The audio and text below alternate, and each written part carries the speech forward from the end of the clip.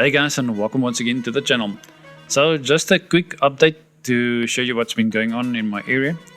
It's winter time over here and it's bitterly cold.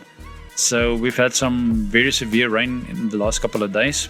And on screen I've got a picture that was taken by a friend of mine showing a river that's in flood just close to the town.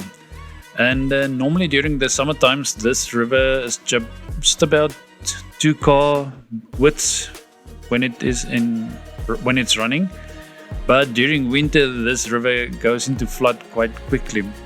So I went down to the river during the week, and I went and I took a video. So one of the videos that I'm going to show you is what this river looks like at the moment. The wind was blowing quite heavily, so I'm just going to tune down the background sound of the video. And the other video is for a dam quite a bit off from where I live, and they opened up 13 sluice gates on this dam, and unluckily the guys that are busy doing construction work at the dam forgot to take away all the offices and stuff, and the water did that for them. So I'm just gonna show you these two videos quickly. I hope you enjoy them. Stay safe. See you again in the next one. Cheers.